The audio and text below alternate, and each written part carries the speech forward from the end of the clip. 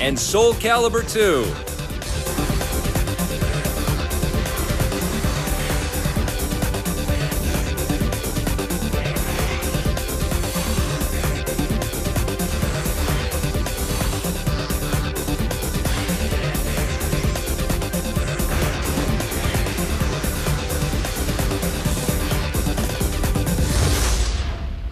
All right, without further ado, we know you guys have been waiting for our review on this game for a long time. We are finally going to review Tron 2.0 from Buena Vista Interactive and Monolith for the PC. And someone's really excited that he finally got to be able to play. The wait is finally over after 20 years. It doesn't disappoint. It really doesn't. It would be very easy to screw up this movie license and this title, but they didn't disappoint. The graphics are unbelievably stunning. You know, there's not nice flowing waterfalls and different scenery. It is a lot of the same stuff, but it looks phenomenal. Well, the thing that they've done here is that they've updated the look of the original Tron a little bit. There's more detail in the black spaces. When you're in the light cycles, for example, you can see this world underneath this polished glass surface and reflections all over the place. I love the new outfits and the new sort of look of the characters in the game as well. They look much more menacing. I mean, even Jet Bradley, the new hero, who's the son of Alan Bradley from the original film, by the way. Jet Bradley's all decked out in this really cool superhero-looking type costume. The great thing is they really paid homage to the original Tron movie, Absolutely. And they do so throughout the entire game. It's obsessively so. One of the opening cinematics, they showed Jet Bradley kind of playing the old Tron stand-up arcade machine with all the original sounds and stuff. If you've never seen the film, you're going to be completely, like, lots of stuff going over your head while you're playing this game. Right. But if you are a fan of the film, this is going to bring you right back into that world. Now, some of the music, they actually went out and licensed, but took all of those themes and kind of incorporated them in different ways throughout the game. And how about the new Sid Mead designed light cycles that are in the game? Yeah, I didn't like the light cycles. I like the old classic light cycles. You have both. The one problem I had with it, though, is that the controls... They take getting used to. And, you know, some of the jumping puzzles, although there's not too many of them. I had problems with that, too. Yeah, I mean, it's very kind of tedious. It kind of reminded me of Metroid Prime a little bit, because you have a lot of exploring to do. There's a lot of back and forth exploration. Absolutely. If you want to get the full story, just like in Metroid Prime, you have to read all of this stuff to sort of fill in the blank spaces. That was the part of Metroid Prime I didn't like. I'm more about action. I like the way you can, you know, kind of build up your character and upgrade your weapons and things like that. That was really cool. They have they have this thing called which they don't do a lot in first-person shooters. No, it's different. It definitely feels like an RPG. Like, for example, if you want to pick up a power-up, you have to stop and look at it and press a button. Yes. In order to upgrade yourself, you have this memory system, just like in a computer. You have to put in subroutines, and the subroutines basically are the abilities that you have. You can upgrade those subroutines so that they become more powerful and they take up less space in your memory. You're learning programming language as you're playing. But from a gameplay standpoint, I hated after every guy I killed, I'd have to walk up to it. Right. You have to press F on the keyboard. And I like playing with the up, down, left, right keys, which is the default setting. Yes. You know, so I have to stop, search around for the F key, press the F key to pick up stuff. You know, come on. You're the world's biggest Tron fan. How can you not like this game? What are you going to give Tron 2.0? I'm giving it an 8.0. I'm giving it a 9. On the positive side, we love the visuals in this game, a great update to a classic movie. We love the music from the original Tron film and the way it's been reincorporated here. And we love all the Tron in-jokes that are all throughout this game. On the negative side, I wish the light cycles were easier to control. The jumping puzzles weren't that fun. And finally, a little too much searching around for my liking. Would have liked to have seen more diverse action. All right, now let's talk about another update to a classic from video gaming's past. This is F-Zero GX from Nintendo for the GameCube. Right off the top, the frame rate is incredible in this game. Right. And it's got amazing, amazing speed. I've never seen a game move this fast before. Yes. To me, this was a negative in the way they've designed the game, because the game... Of course it was. The game is so fast Yes. that it gets to be way too tedious. Remember the old F-Zero, you're on a flat surface. Right. And you just race around like that. Which is what you wanted in this version? Absolutely. You want Absolutely. a flat surface? No, not necessarily on the flat. GameCube. Not necessarily a flat surface. You can have hills and valleys and Right. stuff. But what they do is they put you on this tube that floats in the air, a half tube. Right. And when you go so fast. Some of the tracks are like that. There are some that are... Most tracks are like that. There's 20 tracks in the game. Right. Most tracks have these things, and it comes up so fast that you're constantly flying off the sides of the tracks, and it just gets too annoying. It's too difficult a game. I would agree that it's a very difficult game, but all the F-Zero games have been very challenging, going right back to the Super Nintendo.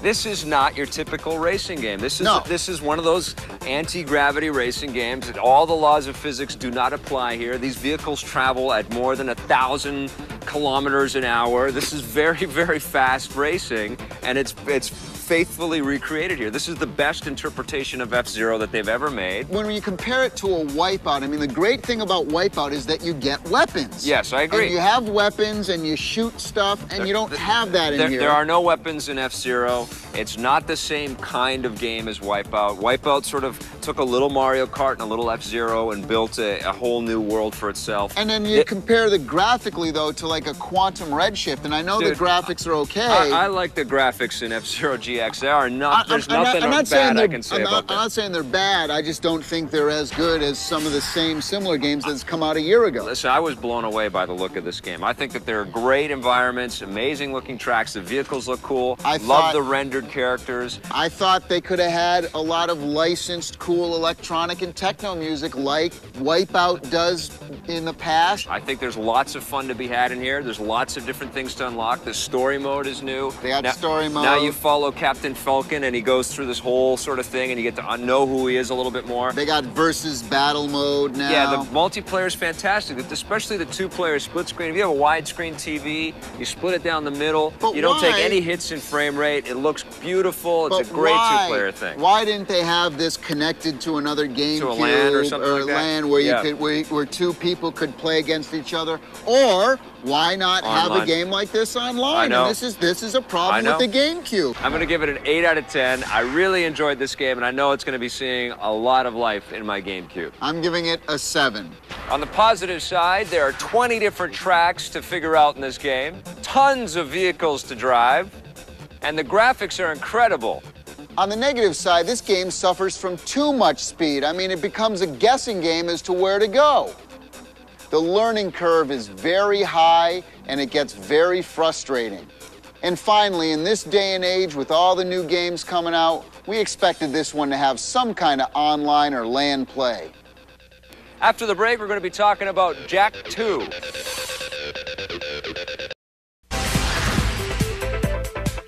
Now here's an interesting one, Jet Grind Radio for the Game Boy Advance. Now for those of you who had Dreamcast, you probably remember Jet Grind Radio. Of course, it also came out later on the Xbox called Jet Set Radio Future, which was a little different, but this one's more like the original game. In the original game, you had to go around the city and basically do moves to tag buildings, and then the cops would chase you. The big important thing about Jet Grind Radio was the music soundtrack. And it was all this kind of really cool electronica, hip-hop kind of thing, and they have that in this version. So the music is actually really cutting edge, and they have the DJ guy, and he's all in 3D. Now, one of the problems I had with this game is that when you first pop it in, they force you to do the training mode, and that takes about, 10 minutes just to do that. You can't click through it, you have to do it. The biggest complaint I have is the actual controls itself. It's kind of those controls where if you keep pressing up,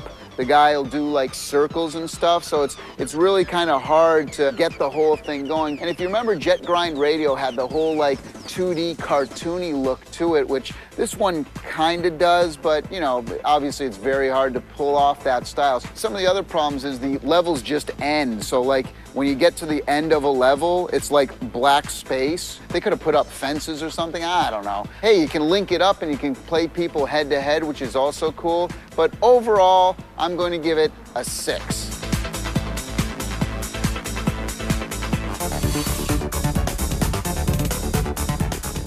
All right, we're back, and we're going to talk about Jak 2 for the PlayStation 2. This one's from Naughty Dog and Sony. Last time, the focus was on the duo, and Jak kind of got slighted a little bit because he never said anything, and we didn't really get to know who this character was. The game is set 500 years in the future from the previous adventure, and it's a very dark environment, this futuristic city that the cast finds themselves in. It's not just an action-adventure platformer style game anymore. They've actually borrowed from Grand Theft Auto 3, and there's carjacking in Jak 2, which is just insane. When you first put the game in, your first mission is to kind of like escape from this prison. So, you know, when you first put the game in, you're like, oh, okay, it's just another typical 3D running around platform game. Then when you actually escape from the prison and go into this gigantic, huge city, then you start to realize exactly what this game is all about. Everyone in this section is hereby under arrest for suspicion of harboring underground fugitives. Surrender and die. Excuse me, sir. Don't you mean surrender or die? You whip around this crowded city, and there's aliens scurrying out of the way, and there's cops chasing you, and they're shooting you and stuff like that. If you shoot a cop, all the cops they all come descend converge. on you, yeah. There's like this level where you're basically just hovering over the ground, and people are diving out of the way and stuff, and then you can zoom up, and there's a bunch of zoomers flying at that level too. So now you're dodging traffic and people and getting shot at on all these different levels, and there's these ramps and side circuits. I think one of the more fun things is to get on those airboard things like of Back to the Future. You know, you got on the air hoverboard thing, and that's a lot of fun. Very easy to control as well. Another great thing too in the game is the weapons and the weapon effects. Not only do you have all of that, but you have this massive platform action-adventure gameplay stuff as well. I like the interactive soundtrack and music in the game. They've done a really excellent job of, you know, taking the music and making it adaptive audio, as they call it, the new buzzword in interactive audio. One thing that Naughty Dog has always done right is dialogue recording and script writing. You know, the voiceovers are all top quality, so you really get a sense of good storyline with these guys, and some really great humor as well. I am Pecker. Yes, I know. My mother, she was very vindictive. Naughty Dog blew me away with the graphics in this game, man. Some of the best stuff I've ever seen on the PlayStation 2. All of the cut sequences, the characters look like they popped out of like a Shrek movie or something like that. An incredible achievement. I'm giving it a 10 out of 10. I love this game. I should just start giving games 2 points less than whatever you give it. So all right. Should I give this an 8? No. This game deserves better than an 8. This game's a 9. On the positive side, this game has incredible graphics, sound effects, and voiceover. The Grand Theft Auto carjacking is much more than just a gimmick. It's very fun. And the best thing about this game is just the sheer variety in the gameplay. This thing is unbelievable. Now, there's nothing really too negative about the game, but if you're not into the whole Jak and Daxter cartoony look, you may not find this to be a fulfilling experience. Let's go fishing for hardware this week. What hardware do I have down my pants this week? Give it a pull. Let's find out what hardware we've got down Tommy's pants this week. Watch what you do there. Something stuck. What do you got? Oh! There it is. It's the Mad Catz. You can hold it. It's the Mad Catz. It's the Mad Catz RetroCon, and this controller is actually based on the old Nintendo NES Square Hurt Your Fingers controller. And I don't know why they brought it out again. I don't know about using the shoulder buttons, though. They've got them all sort of smunched in there together. So there's no, like, levels at all here, so it's all on one plane. So trying to find R1 and R2, good luck. The other thing, too, is that these are so thin and kind of plasticky. Right. Like, you know, the way some people play games, I mean, these are going to last about 2 seconds, I think, before, you know, and you're going to just pop that right off. Well, I kind of think that if you have like those old sort of classic collections, like the Midway collection where you can play the classic arcade games, this style of control will actually work quite well. I never liked this controller 15 years ago. I certainly don't like it now. So it's banished back into your pants. Banished back into the pants with you. I actually kind of would recommend the controller as a collector, but other than that, I'd say it's more of a gimmick. On the positive side, this controller is a throwback to some classic gaming. It has all of the buttons and functionality of a regular PlayStation 2 controller. And as a bonus, it's small enough that you can travel with it fairly easily. You could even carry it in your pants. On the negative side, the analog sticks seem very flimsy, like you could break them with one quick movement. It takes a bit of time to get used to the shoulder buttons. But most of all, the 8-bit NES controller went down in history as one of the worst of all time. I don't know why you'd want it 15 years later. Stick around, we're coming right back with a look at Soul Calibur 2.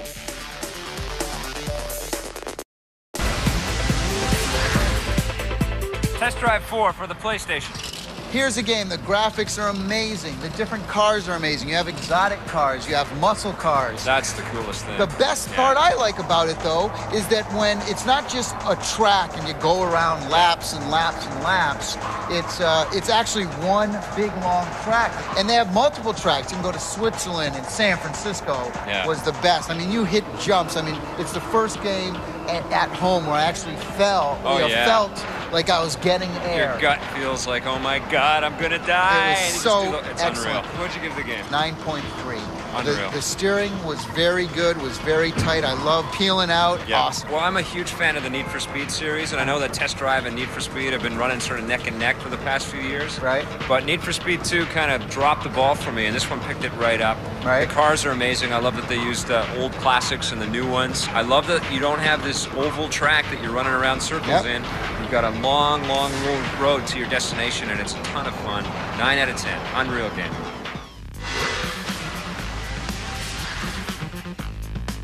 I love it. I've got my state-of-the-art Game Boy Advance SP, and I'm playing one of the oldest Game Boy cartridges you can pick up. This is Super RC Pro-Am for the original Game Boy. It was developed by Rare, who's gone on to have incredible success with Star Fox Adventures and Diddy Kong Racing and Perfect Dark and GoldenEye, tons of great games. This is one of the first cartridges that they developed for the Game Boy, and it still stands up today. I constantly refer back to this game. It's a top-down isometric viewpoint on a racing game, and you're controlling these little RC cars, and what you've got is a whole bunch of different tracks that come out in a bunch of different layouts.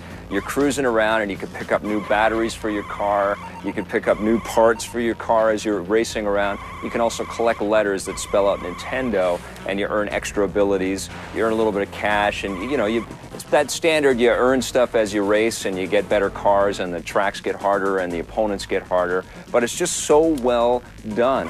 The only problem that this game has, it doesn't have a save game. So that's a big detraction, but it's still a very, very fun cartridge.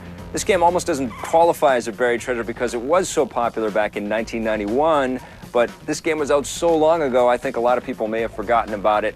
It's one of the best racing games that you can actually pick up for the whole Game Boy line. It's called Super RC Pro-Am from Rare. Very fun stuff. All right, we're back, and we've had an incredible lineup of games so far. We've got another one for you. This one's Soul Calibur 2. It's from Namco, and it's for the GameCube, the PlayStation 2, and the Xbox. What'd you think of this one? Now, Namco has been known to use the same formula over and over again. You know, Tekken 2, Tekken 3, Tekken 4, Tekken Tag, all kind of the same thing without changing it up. And that's kind of one of the downfalls in this game. The gameplay is awesome, the controls are awesome, the graphics are awesome, the music is awesome, although it would have been more dramatic and cool if it was live orchestra. I would have liked to have seen a lot more different gameplay elements. Maybe when you slash somebody, it actually had a slash across the arm. That would have been cool. I would have liked to seen in Weapon Master mode some cinematics. Not cool reading the stuff. Yeah, because it's a lot of reading. How about online play? That could be cool, and I'm sure that they're working on something like that for the next one. Here's the thing, though. The original Soul Calibur only came out on the Dreamcast. It was a very small audience that got to play that game. And all the other platforms and all the other people that were waiting for PlayStation 2 and waiting for the Microsoft and the Nintendo solutions, they didn't get that game. Now they have that game, plus so much more, and Namco went so far as to personalize every version of the game. It isn't just a graphical upgrade that we've got here this time. We've got brand new characters. On the GameCube, you have Link. Yes. On the PlayStation 2, you got Hayachi. Hayachi, which is okay. Well, it's good. I think it's cool. And on the Xbox, you get Spawn. Spawn's amazing. Now, here's the thing about that, though, is that Spawn, I could kind of see in the Soul Calibur world. Right. Hayachi works out in the Soul Well, Calibur not world. really. But Link, You know what? Link in Soul Calibur world. I gotta say, man, I love. Voldo. I know it's weird. Link. I thought Nintendo said that Link is now going to be this cartoony character from Right. now on and this and that. Very realistic looking. And he looks great. Yes. Link looks amazing in the GameCube. I wish now, after seeing this, That we'd play Zelda games like this. that all the Zelda games would Well, look like this. One other character that was added to this game that's in all 3 systems is Necrid. This guy was designed by Todd McFarlane, the same guy that designed Spawn. Although I don't like that character at all. Well, if you want to talk about a character that doesn't belong in the Soul Calibur world, I'd like to talk a little bit about Weapons Master mode. It's a whole story element Right. to a fighting game. So you kind of go along and you have this map, and you have to beat characters with different things. Sometimes you have to push a character off the edge. Sometimes you can only beat him with a certain move. So it's not only is it a great kind of tutorial and guide to get better, Yeah. but it's also a fun action-adventure game. I like it more than Virtual Uh-oh. Fighter Here 4 it comes. Evolution. Here it I like it comes. more than Dead or Alive 3. I like Here it it more than comes. Tekken 4. I feel it coming on. 10 out of 10, baby. Of course, I another love this 10. game. I think it's a great game. I'm giving it an 8.5. On the positive side, this game features a distinctive character depending on which system you pick it up for. Weapon Master Mode gives you hours and hours of awesome single-player gameplay. And this is just an incredible 2-player experience. You gotta play it with a friend. On the negative side, although the music is phenomenal, it would have been even better if it was done with live orchestra. I would have loved to have seen some cinematics in Weapon Master mode instead of all that reading. And although it's a great game, I would have liked to have seen some upgrades maybe this time around, like some limb damage or body slashes. Today on the show, we took a look at Tron 2.0 for the PC. This is a great update to a classic movie, but the jumping puzzles were a little bit frustrating. On the GameCube, we looked at F-Zero GX. There's tons of tracks and vehicles in this beautiful game, but the difficulty ramps up a little bit too quickly. On the PlayStation 2, we looked at Jak 2. This is an incredible achievement from the developers at Naughty Dog. The variety in this game is unbelievable. If you don't like the characters, though, you might not like this game as much as Tommy and I did. For the Xbox, GameCube, and PlayStation 2, we looked at Soul Calibur 2. This is an awesome fighter with great characters for all the systems, but it does feel a little bit too similar to the original Soul Calibur game. In hardware, we looked at the Mad Catz Retrocon. The Retrocon's a throwback to the classic 8-bit Nintendo controller, but a lot of people found that controller really uncomfortable, so keep that in mind. For the Game Boy Advance, Tommy looked at Jet Grind Radio. It really captures the flavor of Sega's classic Dreamcast game, but Tommy couldn't stand that you couldn't skip past the tutorial. 2 10s in one show. I can't believe the games we got to play this Oh, time. man. And after a year and a half, we finally get the Tron review. Not too bad. We'll see you guys next time